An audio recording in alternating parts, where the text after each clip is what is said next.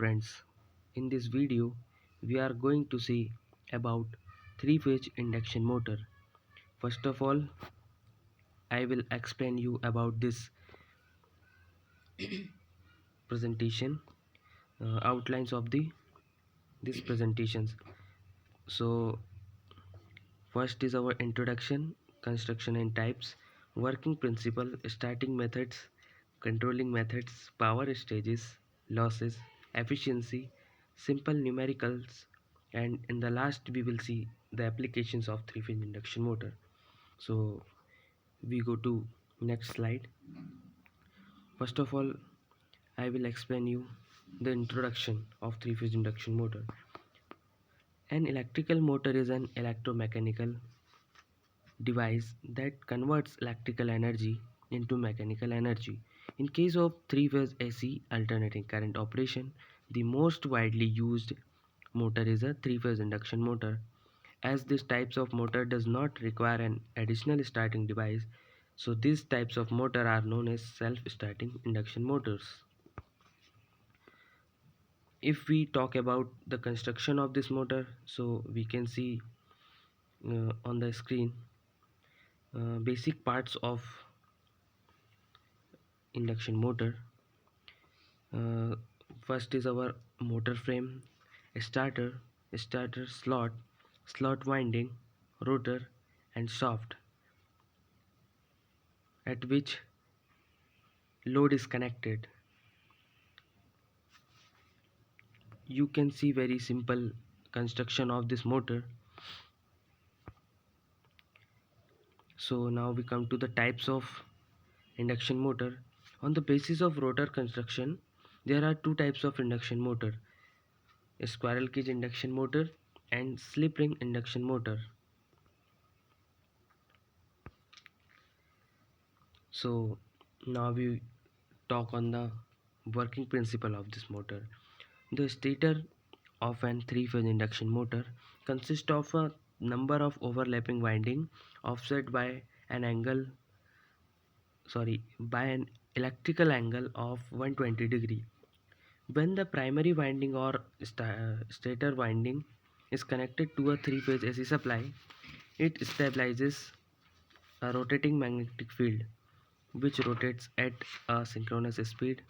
This changing magnetic field cuts the rotor conductor and induces a current in them according to the principle of Faraday's law of electromagnetic induction.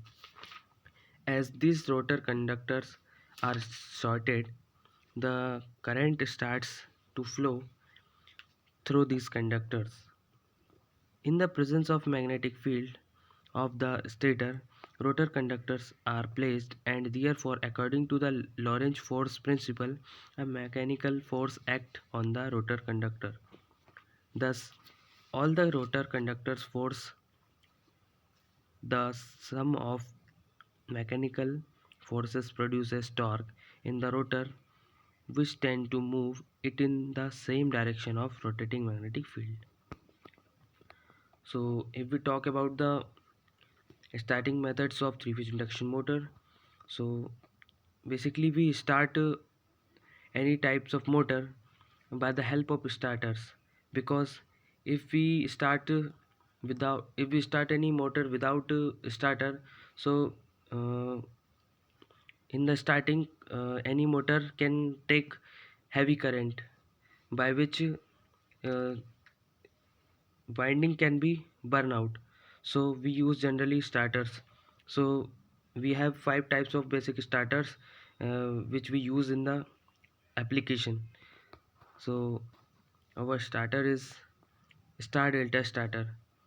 If we talk about the range of this starter, so we use this starter 5 HP to 20 HP, direct online starter 1 HP to 5 HP, auto transformer starter above 20 HP, slip ring motor starter above 5 HP.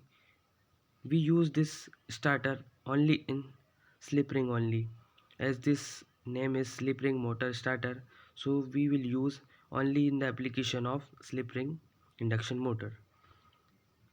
Next is stator resistance starter above 2 HP,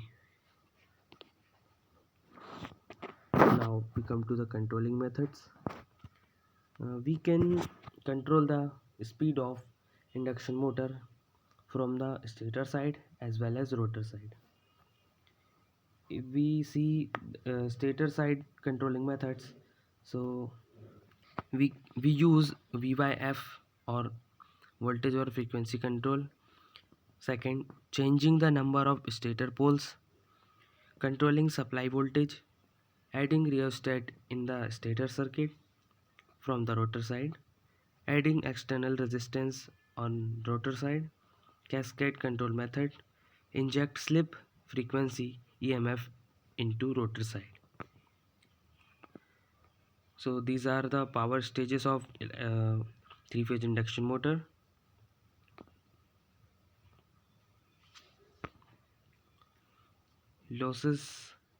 losses के बारे में यदि बात करें